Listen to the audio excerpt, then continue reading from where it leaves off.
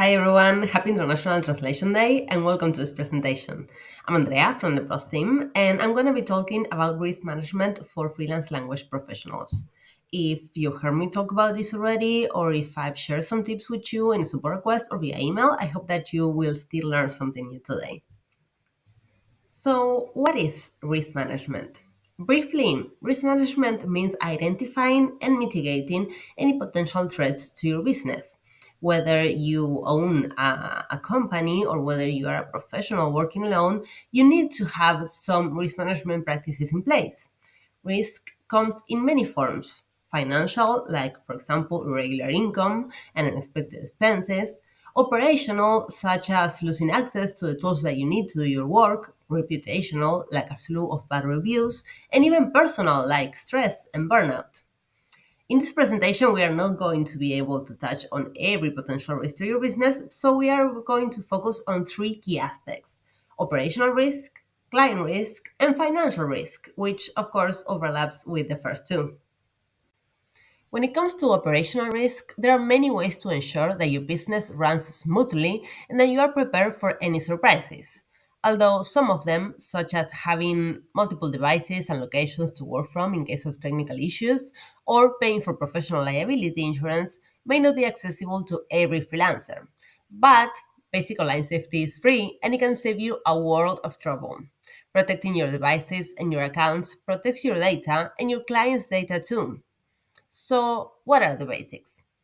First, remember to use unique, strong passwords with letters, numbers, and special characters. Use two factor authentication whenever available, and definitely consider switching to a password manager, that is, if you haven't already. Always use a strong antivirus and scan your devices for malware regularly. And if you're not familiar with them, learn how to detect phishing emails and phishing websites. Finally, don't forget to regularly back up your data offline, for example, in a portable hard drive. You can also consider using a secure cloud storage service that automatically syncs your chosen folders with your active projects and your most important business info.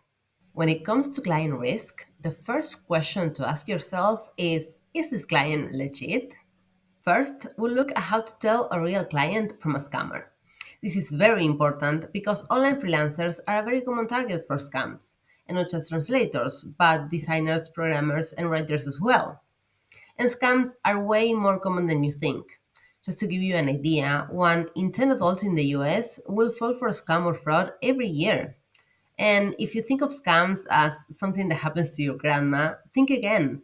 Younger adults are the most common victims of online and phone scams. But knowledge is power. People aware of how scams work are way more likely to identify them, and staying up to date on widespread scams will allow you to spot them very easily. Freelance language professionals have different types of clients, and so there are also different types of scams and different ways to check the legitimacy of an offer. Scammers will sometimes impersonate a real client, and sometimes they will build up a fake identity in order to run their scam. The type of client will help you determine what to pay most attention to. The most common clients are language companies, sometimes small and new agencies, and sometimes major companies who are receiving translation requests from end clients and outsourcing them to freelancers. Sometimes, freelancers will receive offers that they can't or don't want to take on themselves and reach out to other freelancers in order to outsource the project, taking a cut just like a company would. And then you have end clients, which may be both small and big businesses or simply individuals who need your services for personal or professional needs. If you're contacted by a company, there are two questions that you need to answer. First, is this company real? And second, is this really the company contacting me? The good thing is that companies are often the easiest clients to verify. This is because they're likely to have a strong digital footprint, that is, the mark that they've left on the web. Nowadays, most businesses will have at least a web page.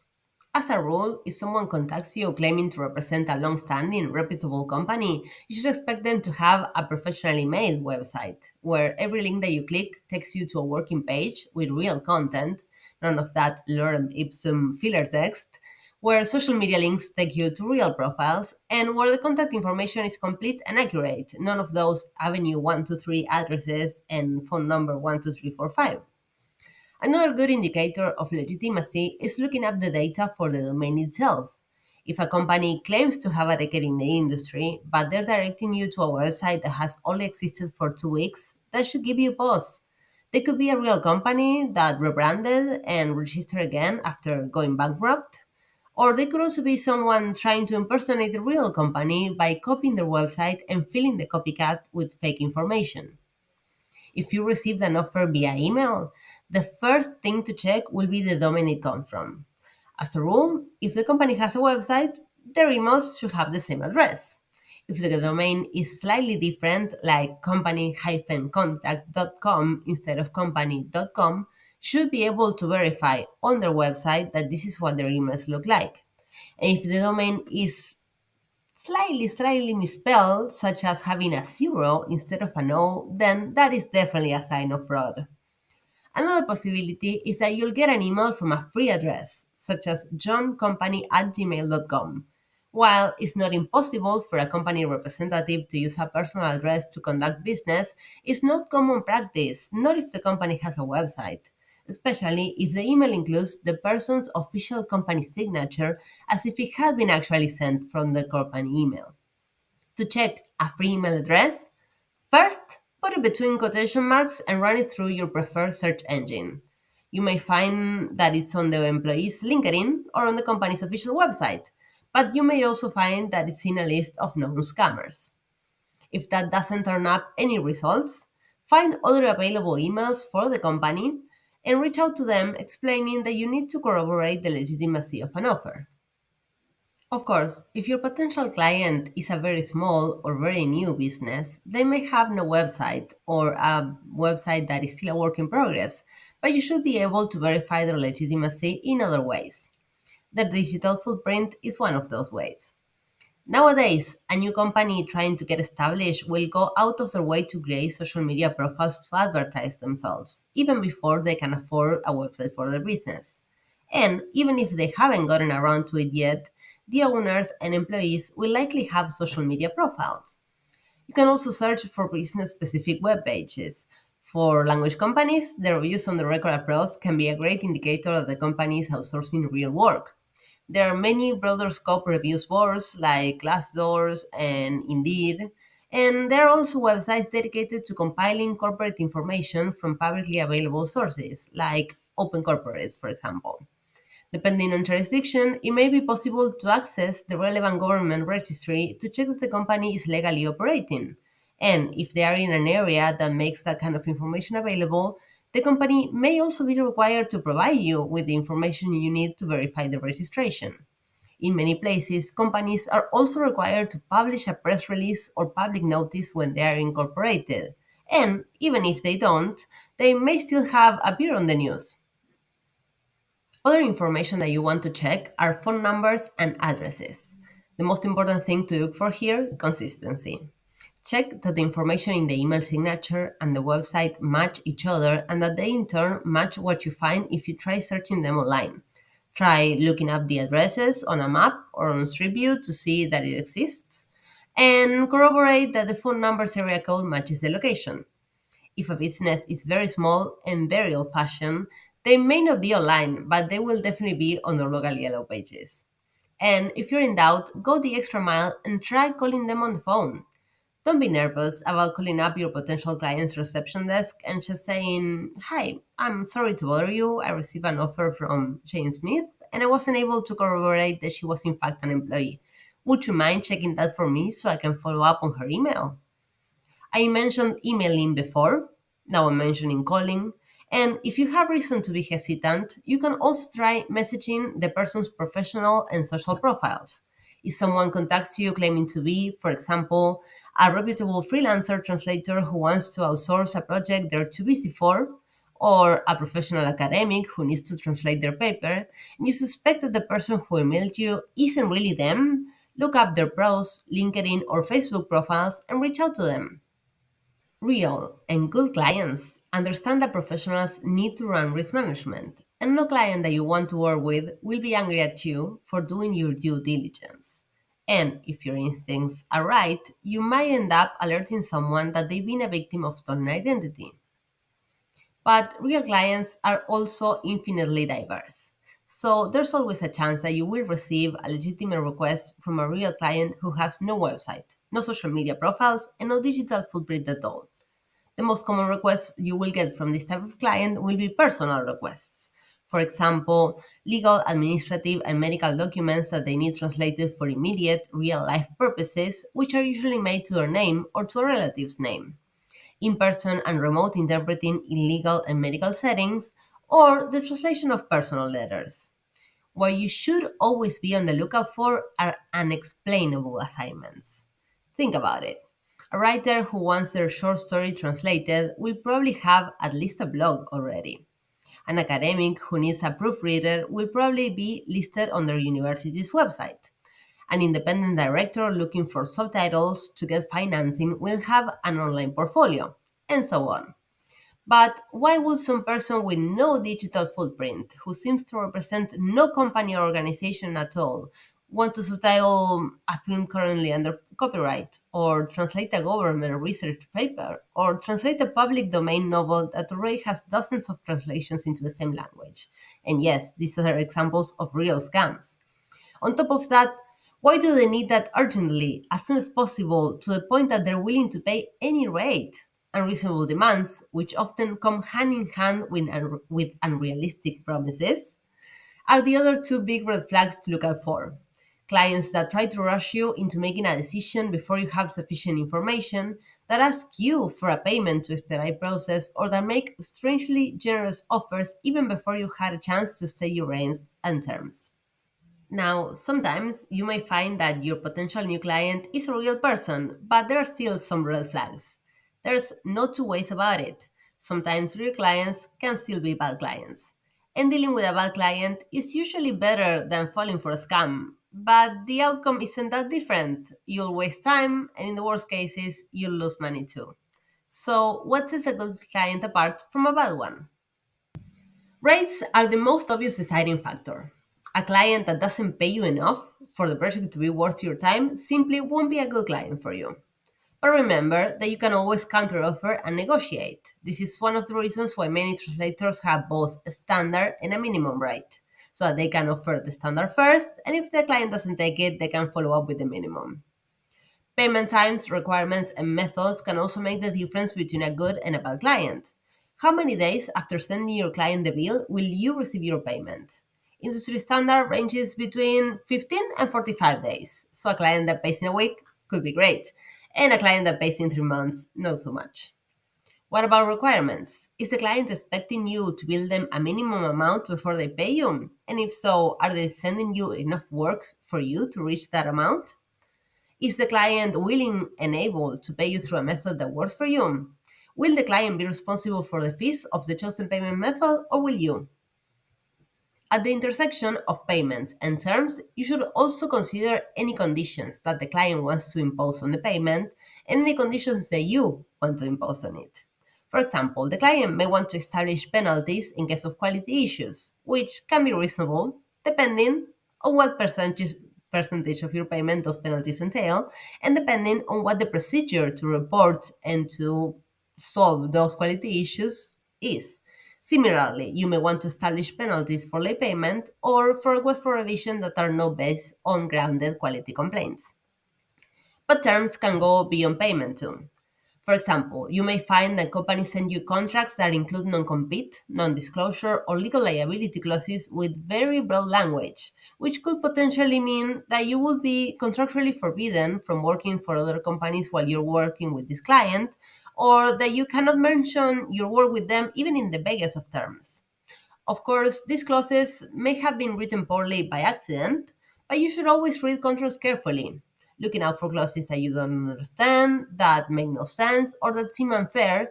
And just like with rates, you should never be afraid to bring them up to a client for review before you begin your collaboration. And your communication with the client is obviously a good indicator of whether you'll have a good experience collaborating with them. A client that is receptive to your questions, clear in their answers, and willing to negotiate will likely be more respectful of your work and your time than an impatient and rude client who refuses to clarify their expectations or to see your side of things. But of course, there is another indicator, and that is the experience of those who came before. Whenever possible, you should look up reviews that other freelancers and employees have left for the company that you're considering as a client. You might learn that they have a history of late payments or unethical practices, or on the contrary, you could find that they're a great business to work with and decide that you want to prioritize this collaboration over other potential clients.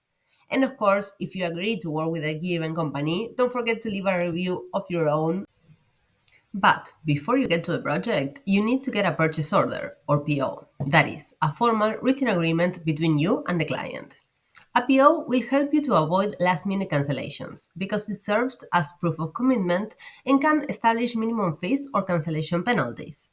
It can also prevent scope creep by defining the exact files or number of words, minutes, hours, or even the days you're meant to work on, and what services exactly you're expected to perform.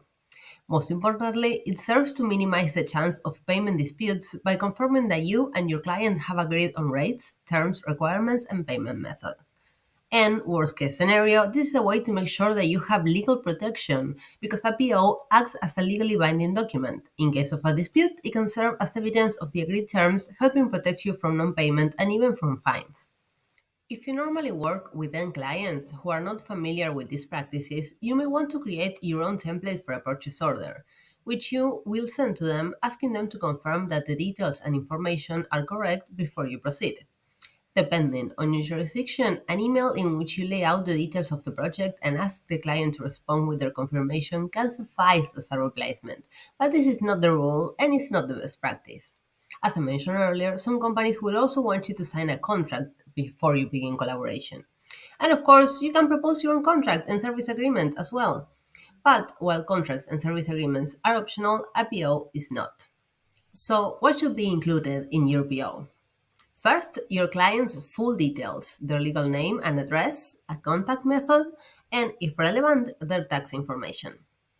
Next, the scope of the job, the specific task, the services, and what exactly you are expected to deliver, and the delivery date and time, including the time zone. Then, the rates and the total cost, including any possible penalties or surcharges, and the exact payment terms, how many days after your invoice you will be paid, and by which method, as we mentioned, who will take care of the fees. And a PO can include other details, and in fact, it can double as a service agreement. The key here is to make sure that both you and your client are clear on your expectations to save yourselves a bad experience later. Before wrapping up, I want to take a very quick look at the most common scams in the industry. As I mentioned in the beginning, being familiar with how scams work will allow you to identify them easily. Seasoned translators will often spot scams at a glance, which saves not just money but also a lot of time. So, what are the most common scams targeting translators? The overpayment scam is by far the most common one, and it targets most online freelancers, not just translators. The scammer offers you a big project, usually involving a huge amount of money and sometimes half of the payment in advance. The offer is usually very generic, and the scammer is eager to accept any rates and deadlines that you offer. Next, the scammer sends a check or sends a digital payment through a method that, through some loophole, allows them to cancel the payment some days later. Here, the scammer either sends a larger amount than agreed or claims that an emergency has forced them to cancel the project and that they need the advance back. They may even be generous enough to tell you to keep part of the money.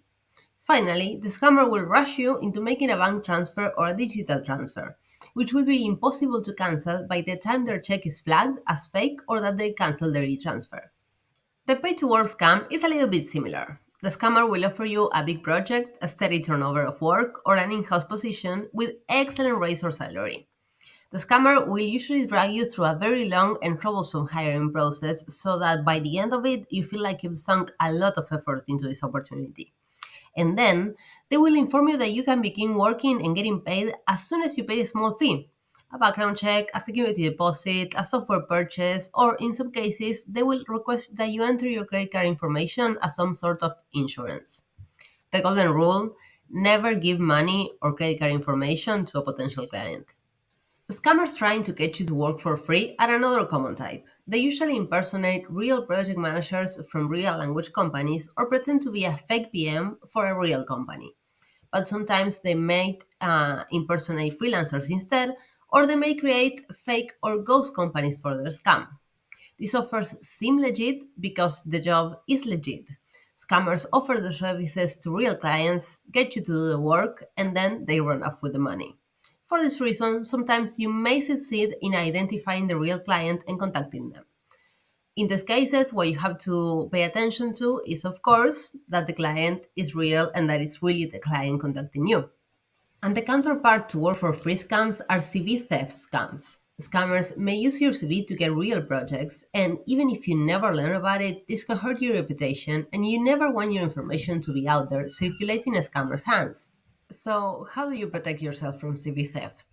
First and foremost, you should only share your CV in PDF and consider locking the file from edition to make it harder to steal. This is convenient for other reasons, such as PDF files being easier to open and to visualize and more versatile in terms of format, but safety is the most important factor. Next, do not include sensitive information on the CV file that you usually publish and send. Postal address, marital status, birth date, or number of children, for example, are all personal information that is not only sensitive but irrelevant to your CV. And as for your contact information, the ideal is to have a professional, public facing email and phone that you are comfortable distributing, separate from your personal address and number, which are associated with your sensitive accounts. And this is a good reason to consider getting a professional domain with its own email address and website. Which reminds me, if you don't already have your own professional website, you may want to look into the new monthly premium membership. For 25 bucks a month, you get everything in the Plus membership and a professional website with its own domain designed for you and covered for an entire year. Just go to pros.com/membership to learn more.